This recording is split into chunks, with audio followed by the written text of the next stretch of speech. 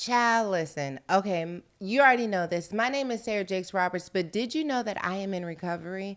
And not from substance abuse or any type of addiction, but I am in recovery for something that I've been plagued with for quite a few years, and that is the notion that you can never let anyone see you sweat, which was really complicated by the fact that I felt like there was a big old sweat drop constantly pouring down my head after going through all of the different struggles that I've talked about in my life.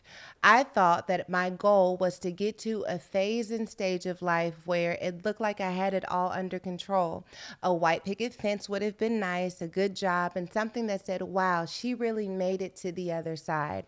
Then I realized that there is no other side, and that instead of trying to get to a place where it doesn't look like I sweat at all, that maybe I needed to allow people in. In other words, maybe it's time I let people see that it hurts, I'm tired, I'm worried. I think one of the moments that I am most proud of came a few years ago, a few years into my recovery, when I learned that I was not doing my children any favors by pretending that I wasn't tired, pretending that it was easy to show up for them in the way that made them feel special, loved, and seen, and instead to let them know the moments when I was tired, too tired to do what they wanted me to do, too tired and needed to go to bed, so we were ordering again. You see, most of us just order the food and close the door. But I took the time to express to my daughter, Mackenzie, at the time, that I was tired. And so I was going to take a minute to rest, but I was going to order some food. It seemed like unnecessary language. Why let her know that I was tired? Why let her know that I was going to lower the standard for one night so that I could upkeep the standard of me? But now that she is 13 years old and she is moving fully ahead into womanhood, I hear her saying things that leave her space to advocate for herself, or even reminding me, hey mom, you've worked a really long day. I'll get LST so that you can get some rest. There was something about seeing me give myself permission to shine even when I wasn't at my best that is teaching her to look out for the signs within her mom, but also to honor those moments within herself. Sometimes we think the only way we can shine is when we're fully healed, or the only way we can shine is if we have it all together. But I am here to let you know that it is possible to shine even while you are recovering. I cannot imagine what it would be like if people were invited to see me every single day at the top of the morning at that. I don't think that there would be much shining happening there at all. And yet the truth is that for Tashara Parker, this is her reality. She is shining so bright, not just in the Dallas-Fort Worth area as a news anchor, but literally all over the world. And it is not just because she is incredibly articulate or remarkably beautiful, but it is because she has allowed us into those moments where she shined even while receiving hateful comments and remarks. She shined even while working through her own family work. She has found a way to shine no matter what. I have invited her to be on today's podcast because she has so much wisdom to share about being in a public position, a position where people often know what they think they know about her, and her commitment to allowing her authentic state to show up, not just in her hair, but in her feedback and response to the news that she receives about how she's showing up. I love that Tashara made the brave decision to not just tell the news, but to allow herself to become the news so that we would feel a little less alone. If you are like us and you have found moments in your life difficult to shine because you weren't at your best, or you're receiving hateful feedback or comments that made you feel like you should shrink, well, we're going to show you how to shine. This is an episode you will not soon forget. Let's get into it. So you're everyone's friend. And you know this. Did you know this? Did you know this? I know that I call everyone cousin because I feel like we're all family. So, yes, I'm friend, I'm cousin, I'm all things. We definitely feel like we know you. You give us everything we need with the looks and the hair, but then also like the flip, right? Mm-hmm. So like when it's time to be about the business, you're about the business. And when it's time to just kick back and be homegirl, you do that very well. So how did you find a way to bring your authenticity to what you do? do, while also recognizing that there is a standard that you have to adhere to, at least to get into the door. Right. And then you can stretch it a little bit. But like, how do you navigate this world you're in? I love that you said stretch it a little bit. I've been stretching it a whole lot lately. So I agree with you, right? There's this so-called standard to get into a business like journalism, especially when it comes to being on air as an on-air talent. And I knew that from the start. And I knew that when I was getting into this business originally back in 2014, that I wasn't going to be able to be all of Tashara at the beginning. I remember some words from Sid Marshall, Dallas Mavericks CEO. And one thing that she said to me is, you know, you might sprinkle a little bit at the beginning and then ultimately you bring all the seasoning salt to the game. Mm-hmm. And so for me, when I first got into the business, you know, I was wearing my hair straight, which is not something that I wanted to do. And also I knew that I couldn't just talk like Tashara, you know what I mean? I couldn't just be me, because of everyone around me, you felt like you had to adjust and be like the folks that were around you in order to be successful. I was a young person trying to get into this business, first generation college student. Something like this wasn't seen in my family. And so I wanted to do everyone proud, and I wanted to get in there and do what I had to do. So I knew that there was a standard. What got me to the point where I was able to say, you know what, no, Tashara got to come on to the table is I know there was this one woman. I was in College Station, Texas. She reached out to my station. She wanted to take me from College Station and bring me to a station in Tyler, Texas. Now, Tyler, Texas is where everything unfolded, really, about me just being who I am. And she caught me one time in commercial breaks being Tashara. She was like, no, that's the Tashara we want. Like, that's who you need to be. And so she continued watching some of the shows from Tyler, Texas. I was still in College Station. Eventually, she moved me out to Tyler. And she said, Tashara, you're going to be the first African-American anchor here to work prime time at CBS News in Tyler, Texas, CBS 19. And I just remember showing up as who I was, and no one had a problem with it. And I was like, oh, okay, we can do something over here. So I do know that there's a standard, but I do know that that standard wasn't made for people that look like us. Yeah. And so that's what I've been trying to do, knowing that I stand for a lot of people that look like me. I don't represent everyone, but I stand for a lot of people. And so I want to make sure that they know that the standard is there and the standard looks like me. So you were yourself and then learned that that was okay. Yeah.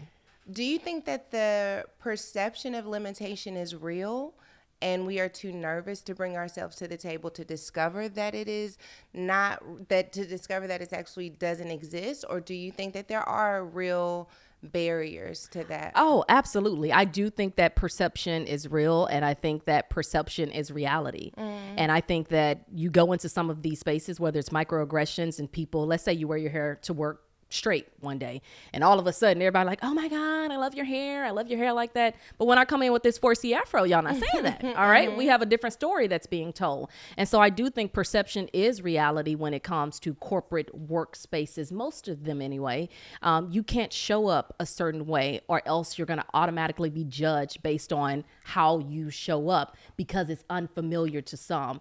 The whole idea of professionalism, in my opinion, again, was not made for a lot of people that look like me, and was not made for people that have certain backgrounds, right? And so I do think perception is reality, and I do think there's a real fear in showing up as your authentic self, because you're going to have to deal with whatever those consequences are. And in some spaces, there are consequences. In some spaces, you might not get the job simply because you are showing all of you at the beginning. I tell folks, go ahead on in now. You can sprinkle a little bit at the beginning, but ultimately you'll grow into who you are. Okay, so you've been very open about some of the feedback that you receive. So I will start by saying you do have a fan club. Like, undeniable. The cousins are holding you down, looking for you when you take a day off. Like, wait a minute, where's she at? Like, checking for you all of the time. And then there are some comments that have been less than kind. Yeah. How do you deal with having a public life that is open to scrutiny and feedback and criticism in a way that protects your soul? I'm trying to learn from you. I would say that a lot of times too, you know how folks say, don't take anything personal? Yeah. Well, I do take some things personal. It is what it is. And, you know, we can try our best not to.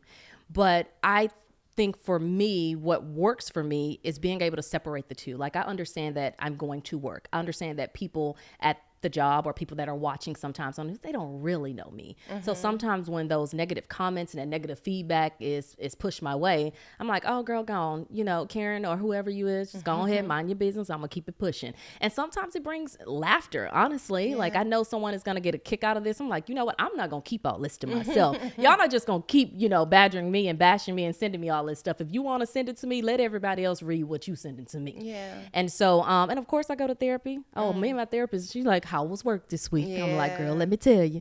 And so that really helps. You know, I have a higher faith and spirituality. I have a spiritual practice. You know, I'm meditating. I'm doing all the things. It's a whole lot of stuff that I do to keep this mind straight, because when I tell you that folks will tear you down, and I don't care if I have 100 comments that are nice and 100 emails that are nice, it's going to be that one or two that is going to be the loudest. Yeah. And so I try to remember that I'm in this not just for myself. It's like when people say, if you're nervous when you go on TV or when you do certain things, remember that you're doing something that's ultimately going to benefit somebody else. So oftentimes I try to take myself out of the equation and say, okay, well, look, Tashara, you showing up because somebody 10 years down the line is going to be appreciative of the work that you did while you were there.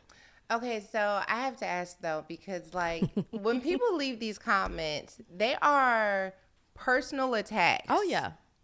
Yeah. Against you, like as a person, or the way you look, or the way you sound, or the way you carry yourself. How do you like separate? Yes, it's work in the way that they have experienced you, but they're talking about you as a person. Like, how do you recover from that? I just keep going. It's hard, Sarah. It's hard every single day. And I always tell people, I often say, look, I don't care how easy it looks, what I get up and do every single day. Words hurt. I don't care. What was the saying? Sticks and stones. Yeah. But words will never hurt. Thank you. I'm so happy you know exactly what I'm talking about. But the things hurt. And that's why I say, like, some of those things I do take personal. And I'm like, girl, like, why are you doing that? Like, what is that doing for you? Is that taking you a step further because you decided to send this email to me?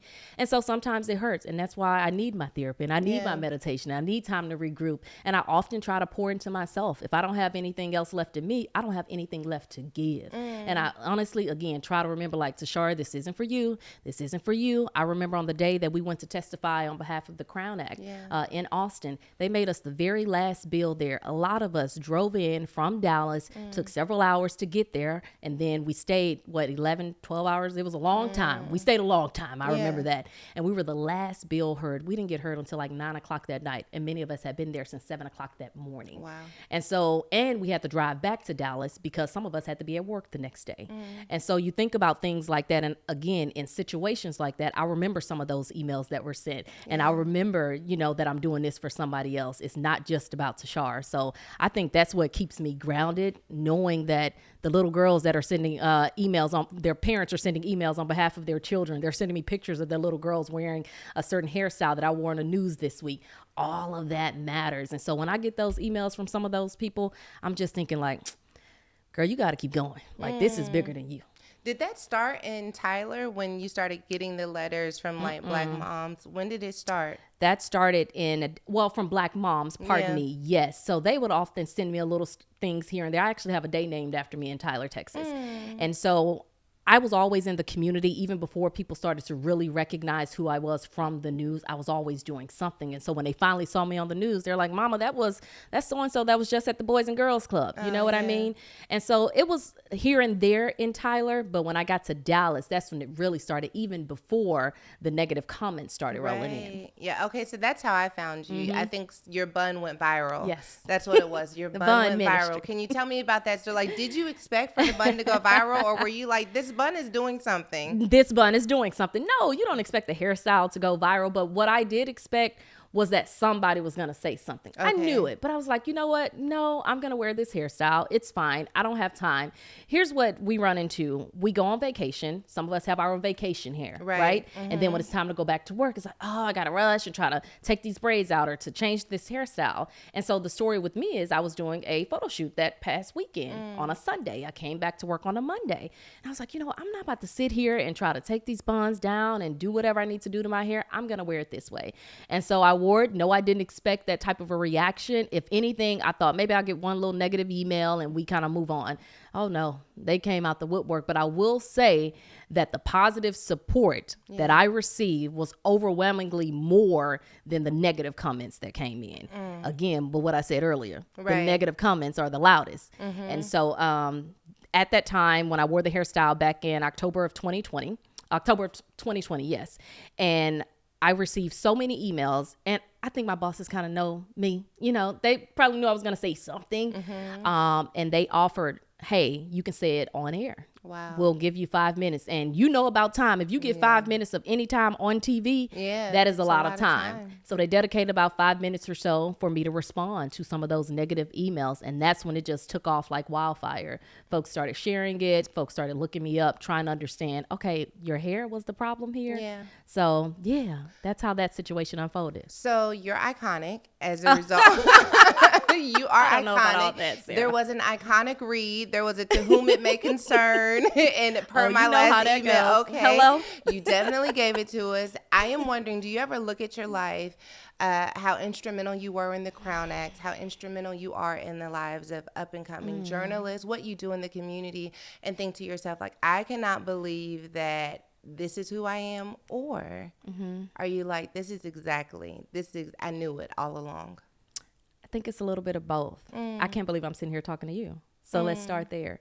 And yes, I do look and I think, wow, God gave me this platform and I need to use it for something positive. And that was always the goal. When I became a journalist, I always told myself that I wanted to make sure that I told stories about underrepresented and misrepresented people. Of course, it didn't have those labels back then when I got in the journalism industry, but I just remember when a news crew came to my neighborhood back in the day in Houston, Texas, it was not for something positive. Yeah. And so I knew that I wanted to tell more positive stories. And so just thinking back to your question of whether or not I knew that I was that person or I knew that I wanted to become this person, I knew that person was there. I think all of those things can be true at the same time, because now that I'm here, I'm going to take it and I'm going to run with it and I'm going to do what I have to do to make sure that the next person that comes behind me, that they can do it too. Yeah. And so I think it's a combination of all of that. I knew that I could do it, but I also look back and be like, girl, not you here talking to Pastor Sarah Roberts. So, yeah, I think it's a combination of all of it. I am fascinated by you saying you wanted to tell the stories and God positioning your life to be the story. I know, which is something you don't do in journalism. Yeah. You know, I will tell you that even when I initially responded, that's not something that you do in journalism, right? They tell you when you're in journalism school, never become the story. So that was a tough decision that I had to make. In fact, when I went and testified the first time around, I did a commentary on testifying because, again, a lot of journalists will look at that and say, well, that's not journalism. That's not what you do, right? Yeah. Shame on you for making yourself the story. But I just think back and my response to them is, why not? Why not jump in and do it? If not me, then who? Right. And I knew that at the time that I was gifted what I was gifted as far as the platform is concerned, I needed to do something with it. Okay, so is part of your recovery process telling the story? I'm fascinated by this because I feel like the same thing in many ways in preaching. Oh, yeah. Like this, it's not about you. It's not about your story. It's not about being real. It's not about being relatable. Like you are supposed to be the one who has the answers, not the one carrying the questions. And so I have found, though, that part of the reason why most of the people connect to me is because I'm willing to say, hey, I got the same questions, and this is what I found. Allowing yourself to become the story. This is my story. This is how it applies to my life.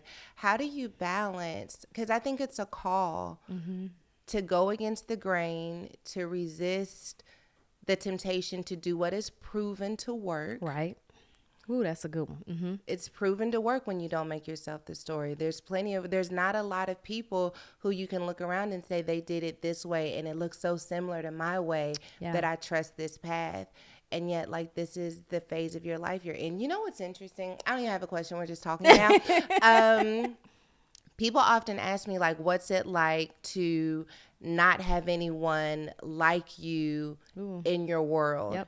you know, like to know that you are like dominating a lane. Like, I don't know if there are any young Black female pastors who are culturally aware and are showing up. And I'm like, it's actually pretty scary. Yeah. Because I would love to have a frame of reference. Yes. I would love to be able to say, okay, these are where the limits are. These are where the boundaries are.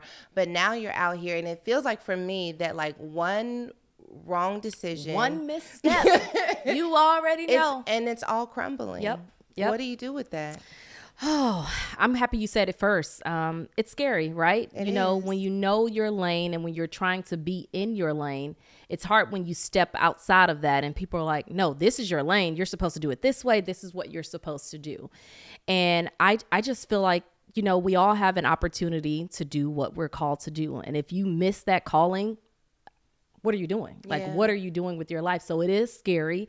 You know, again, I told the story about in journalism and some other journalists, when they see me become a part of the story, that's an issue. That's an issue for some. That's an issue for a whole lot of people. And so, you know, I just try to navigate it as best I can. I look to mentors who may not be in the journalism industry, because that was also tough at the very beginning, finding someone who was also in this industry, but trying to walk the way that I was walking. And I couldn't really find anyone exactly like that, but I would kind of poach people for different information and try to get questions answered here and there. But it's tough. I mean, it is tough because you have agents and things like that that are looking for a certain look, a certain persona, a certain way you're supposed to walk, a certain way you're supposed to talk, a certain way your hair should be. It's hard when somebody gets somebody like me, because they have trouble trying to figure out, well, where do I place her? You got to get real creative to figure out where you're going to put Tashara. You know, so it's like what you said. It's scary, you know, it's uncharted territory, so to speak, in some areas. And I'm just navigating it the best I can. You know, I am such a student. I think that that's why I do enjoy the studying part of preaching. The reality of like knowing I'm gonna be standing in front of people and there's gonna be thousands of people there, that stresses me. But I do like the study part. I wish I could study the message and give it to someone else, but then I'm gonna be upset if they don't deliver it the way that I studied. So I'm gonna just drag myself up there anyway. But do you think, I'm just studying what you're saying. I'm studying our experiences. And I'm just wondering, do you think part of being a woman of color makes it difficult to separate our story from the task at hand? I don't know that we can just show up in a space disconnected from the reality of our story. And I think that, especially, I'm going to say women of color, our stories are all we have. Like your great-great-grandmother this and your grandmother that, and reminding someone, remember, you haven't always been down. Like part of how we heal our communities and heal our families are reminding them of our stories. And so to disconnect from our stories, to me, feels like it would be robbing us of the full power that allows us to show up in our space. As who we are.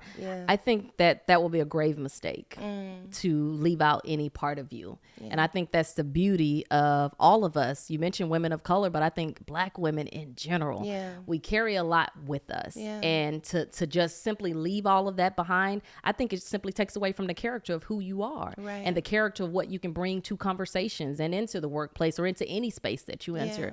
So if you leave some of that behind, again, specifically for all of us, I think that jeopardizes who you are as a person. And you really can't, in my opinion, add to that conversation, generally speaking, if you don't bring all of you to the table. Okay, so I want to know a little bit about your family life. Like, to be Go ahead. First of all, you post your father and the girls don't know what to do about it. Oh Lord, don't even get me started. They don't. I just like, you know, some of those comments with the most likes show up right there, and I'm just like, sis, not you being this far out here. Tell me a little bit about how you grew up. So I grew up with my grandmother, actually, and I think I've shared that here and there, but I grew up with my grandmother mostly. My grandmother legally adopted me when I was 2 years old. And so I grew up with her. I moved with my dad when I got to high school, and that's because what the old folks say, you're smelling yourself. So ended up moving with my dad. Now my parents had me at 16 years old.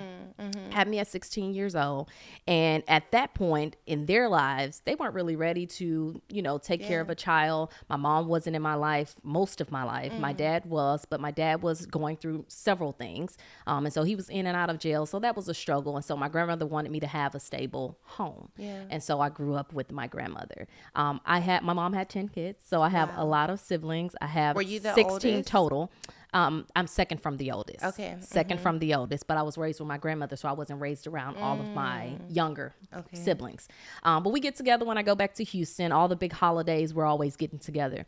But that was life growing up. Ended up being the first generation college student. And when I say first generation, I'm not just talking about in my immediate family, my entire family to be the first to actually go to college. So I was already used to charting uncharted territory, so to speak. And I knew that I wanted to do more, and I knew that I wanted to be a blessing for not just, myself and the work that I had put in to get there, but also for my family. I had a lot of people that did a lot of work to get me to where I was going. Yeah. And so I wanted to make sure that I can do them proud too. So yeah, that's life growing up. I love my dad to death. He is amazing, and they need to watch out. I already told them that man is married. Like, relax. All right now. So yeah, I don't know that I've ever had a conversation with the adult child of a teen parent. Yeah. So I'm curious. You may not know. I had my son. Yes, I do. Okay. So I had my son at 14, and I recently read "Adult Children of Emotionally Immature Parents." I don't know if you've ever read this book before. It's fascinating. Okay. I was reading it for my own healing and recovery process, if you will, and discovered areas where I know I have shown up in the same way for him, in a way that maybe didn't honor his truth fully, or not even just being present enough to see him. And so I've always wondered, like, now that you are into adulthood, like, consider your childhood, consider the stage of life that your parents were in. What type of reconciliation? Ooh, Lord.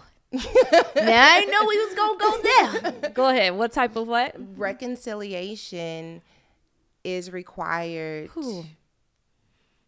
to come to terms with that's the age they were, that's what they had to give, even if they couldn't necessarily give me what I needed, and here I am today. Because I think it's so easy to feel like, oh, well, look, she made it to the other side. This is assuming that, like, there is another side. Right, okay. And that it's not a journey. But, like, what is that process like? It's exactly that. It's a journey, and it's a process. It is an ongoing process. I am currently trying to rebuild a relationship with my mom. Me and my dad are at a really good space. There are certain things that come up here and there, but we've been in a really good space for the last decade or so, decade plus. And it's still a journey. It's a process. That's another thing that I talk to my therapist about. But I think as we grow older, we realize, like, our parents were people just like us. And I think that's the part that a lot of kids struggle with when they become adults. They feel a sense of abandonment, right? So that's an ongoing process. But that sense of abandonment, I feel like sometimes we need to take a step back and say, they were 16. They had no idea what they were doing. I can't imagine finding out, I have a child on the way, but I'm not ready for a child. And so I just think about, the mindset that they could have been in. Me and my dad have had lengthy conversations about it. And I'm working through trying to create that relationship with my mom so that we can dig a little deeper and try to really get to the root cause of, some of those issues that we experienced growing up. But it's an ongoing struggle. I'm not about to sit here and lie to you and make it seem like it's all picture perfect, because it is not. So it's ongoing, but I do think as an adult, and with the mental capacity that I have to realize, like, they are just people, just like me. When I was 16, I tried to skip school and got in trouble. Like, no. So it was a lot going on at 16 years old. It's interesting. So I read the book, I think the same sense of abandonment. I was going to ask, like, what do you think is, like, that number one thing that you had to work through? And even coming back to Dallas, it was like, Yeah, I know. And I was supposed to be coming back as this girl who made it to the other side, but I didn't realize until I'm, like, sitting in church on Sunday that I'm like, I have anxiety in my body. Oh my goodness. Like, this does not feel safe for me here. And I think my temptation was to just avoid those feelings, but I had to lean into it. And in the process of leaning into it, really learn how to show up for myself and to have compassion and to have boundaries. And I have, that part. Yes. I have experienced more safety the more that I lean into that. That's good. And so my son recently just moved. He's 20. Okay. He moved into his own place, and he's told me, like, I understand so much more about my childhood now that I've moved into my own place. He hasn't been there a month. Really? I'm like, yeah, what is it that you understand now? He was like, I understand why we moved so many different places, because he's like, the idea of like paying rent here every month, paying bills, and trying to keep up has made me realize how hard it is to simply just build a life. And to build a life with a child has that many more complications to it. So that like grace is really something else. And it's necessary. Yes. I like what you said about your feelings, like trying to own up to those feelings and really show up for yourself. One of the things I heard recently is you got to sit in it. Whatever you're feeling, if the decision or the whatever, decision you made, right or wrong, sit in it and figure it out. Listen to what you're hearing and make sure that you understand what this moment is trying to teach you. So don't you feel like, I hope that I'm demonstrating that for my community? Oh, you demonstrating that. Absolutely. I want to, because I didn't always do that. But there is something beautiful about sitting in it, to give it language and expression, and to keep it from happening again. Right. Because the things we don't sit in just come and knock on the door Okay, again. hello. They be like, was it not loud enough the first time? Right. Let me beat on the door a little harder. Okay. So so you become like this superstar journalist in your family. Like, have you ever, I have to ask, strategic questions here, because I want to be like, girl, so anybody be like, oh, you different, and why you talking like that, and like, where are you? Where'd she go? Yes, absolutely. Even some friends. Even some friends and family, just who known me. Now, don't get it twisted. Most of my family, they're like, no, Tashara, you're killing it. Do your thing. Keep going. But you have some cousins, and I'm talking about blood cousins this time, not my little cousins on the internet. Cousins. Cousins like, who is that? What you doing? So I get that every now and again, but I'm like, girl, keep it moving. We not doing that today. So, but it hurts worse when it comes from friends who have been along with me, because these could be distant cousins. This could be cousins I haven't seen in years, what have you. But my friends, I keep my friends close. And so when you hear friends say things like that, you're like, really? Come on now, I'm gonna have to go ahead and, how they say, handle you with a long handle spoon. Like, I'm gonna have to push you to the side a little bit. So that's what I think hurts most, when you see folks saying or hear folks saying things like, oh, you've changed, you're different. I'm like, what, you expect me to be the same for 20 years? So Okay, so I wanted to know, because I have so many women who write to me, and they've had like inner transformation, and they're ready to be bold. They're ready to step into their purpose. They're ready to create boundaries, but they also don't want people to think they changed. They don't want people to think they're different. They don't want to come off as mean or like untouchable. And yet I think the reality of growth is there may be moments where you aren't as touchable or relatable to the people who once knew you well, and undergoing the grief process connected with that, while also still honoring the fact that I gotta go, because I can't stay the way that I once was, can be challenging. So I wanted to know your experience with that. I would say my experience has been interesting, right? I think when it comes to a certain friend or family member, what have you, I just need to understand, like, my purpose is greater. And I think I do lean into who I am, right? I do try to show a little bit of myself so they can know, or so that I can feel and know that I'm still who Tashara once was. However, you got to grow. You got to evolve. Come on. Okay, hello. You got to grow, and you have to continue moving forward. And if you have somebody that's trying to hold you back, or someone, steady bringing up something that happened, 15 years ago, you got to look at that person like, okay, you trying to bring up some trauma that I'm not trying to deal with again after I didn't already heal from it. And so I think those are just conversations that are, you pick and choose which ones you want to have and deal with, but sometimes it's not even worth your time. So for me personally, I kind of, again, once I start feeling a certain way, because I know energy matters, once I start feeling a certain, I'm like, we're not doing that today, because we got way too much going on to be trying to manage each and every person's thoughts and feelings about how they feel about you. Okay, so our team has some questions I have to ask you before we go. Not the team. Who The did that? team. Which one of y'all? They said, hold on. If you're going to have her, we need to know some things. Okay. Okay, let me pull up my situation here. Okay. Tell me about a time you had to deal with a major setback or crisis. Ooh, let me think. Major setback or crisis. I would say one that everyone already knows about is the situation with the hair. I was scared at first. People don't realize, like, I had only been in Dallas maybe a year, not even a year at that point. And so to come from Tyler, Texas, and the easiest way that I can explain this is you're the secretary. This is your second day on the job, right? And they tell you the next day you're going to be the CEO. Wow. You're like, girl, I don't even know what's going on. I don't even know where the file papers are. And so to come from Tyler, Texas, and to make it to Dallas, transitioning here in that first year, it's a pandemic, all these different things are going on. I'm not comfortable here. I'm not comfortable in my job. I'm not comfortable really waking up and doing this job every single day. And then to have all those emails come in, I was afraid at first. Yeah. I was like, well, what am I going to do with this moment? How am I going to bounce back from this moment?